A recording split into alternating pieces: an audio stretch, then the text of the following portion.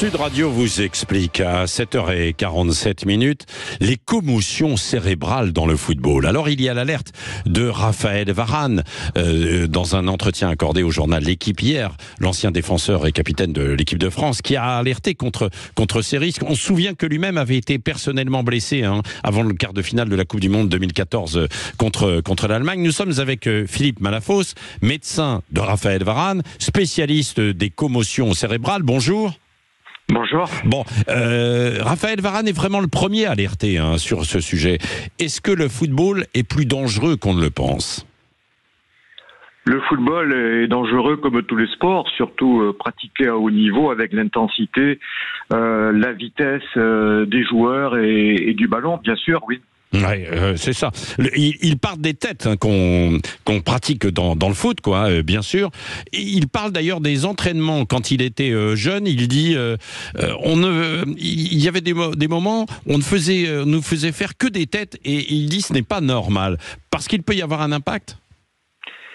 C'est pas qu'il peut y avoir un impact, c'est qu'il y a des impacts. Le jeu de tête à répétition crée des micro-traumatismes répétés, accumulés, dont la sommation, au bout d'un certain temps, équivaut à une commotion qu'on aurait eue sur un choc brutal. Donc beaucoup de petits traumatismes égale un grand choc.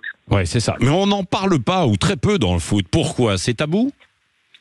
Alors c'est peut-être un petit peu tabou, mais rassurez-vous, il n'y a pas de retard dans la prise de conscience du problème des chocs à la tête dans le football, puisque ça fait des années que toutes les instances du football y réfléchissent. La question qui se pose pour eux, c'est comment les mettre en place, parce que nous avons deux aspects. Il y a l'aspect spécifique du football qui est le jeu de tête, mais après cela n'empêche pas qu'il existe aussi des commotions par choc direct à la tête, tête contre tête, ballon contre tête, coude contre tête sur des corners, des choses comme ça. Et il va falloir, ils sont en train de réfléchir sur un protocole de commotion. Bon, dont on ne joue pas dans la même cour. Si vous voulez, dans le rugby, dont je m'occupe essentiellement, il y a une commotion tous les 2 ou 3 matchs, ce qui est énorme. Commotion avérée, bien sûr. Et dans le foot, d'après les statistiques de la Fédération française de football de ces 2 dernières années, il y a une commotion tous les 50 ou 70 matchs. Donc le rythme n'est pas le même. Néanmoins, les blessures sont les mêmes et elles peuvent avoir des degrés de gravité identiques. Oui. Est-ce que finalement c'est de plus en plus violent parce qu'on a affaire à des athlètes et que les chocs peuvent être plus durs, quoi. On a plus de on dégage plus de puissance aussi, Philippe Malafosse. Exactement. Alors, par exemple, si je prends le cas du rugby que je connais bien, je dis toujours que c'est la course à l'armement. Les joueurs sont de plus en plus préparés à recevoir des chocs, à impacter, mais leurs adversaires également.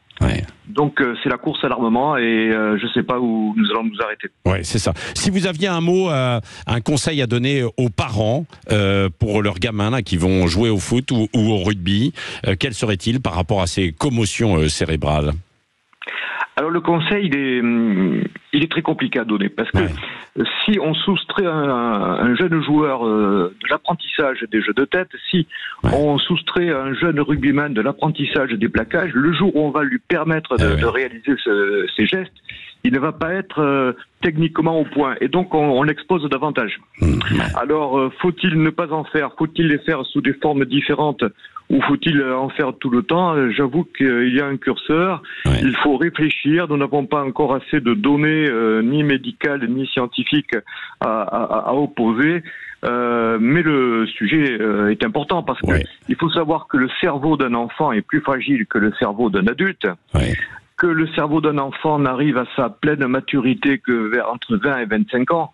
Donc toute micro-détérioration qui existerait avant cet âge-là peut les donner, on va dire, une perte de chance au développement cérébral. Absolument. Donc c'est à méditer et je pense que dans les clubs, on doit y réfléchir un petit peu, notamment avec les entraîneurs. Merci Philippe Malafosse d'avoir été avec nous ce matin en direct sur Sud Radio après cette alerte de Raphaël Varane. Dans un instant, c'est Guy Carlier, 7h52.